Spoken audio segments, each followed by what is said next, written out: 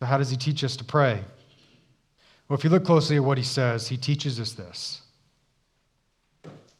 If we want to be a church that participates in the mission of God, then we have to learn to pray for lives to change other than our own.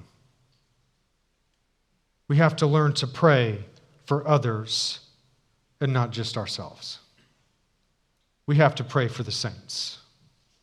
We have to pray for the gospel. We have to pray for the church. We have to pray for the faith of our children each and every day.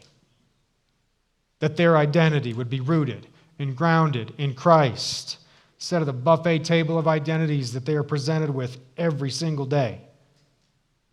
Might we go to war on behalf of our children and dress as the divine warrior? We need to pray for one another.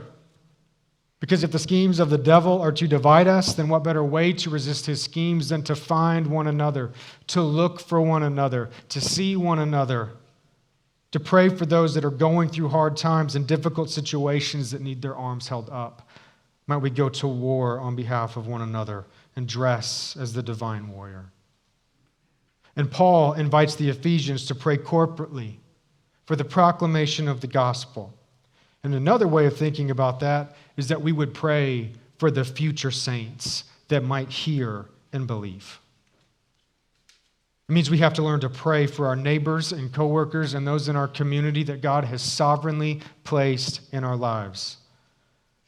It means that maybe the next time you see someone post something divisive online about whatever divisive issue and whatever divisive ideology, and you will see it plenty, instead of letting your blood boil over and your anger rise in your heart, stop and remember they are not your enemy. They're not your enemy. Instead, how about you pray for them and see what happens in your heart?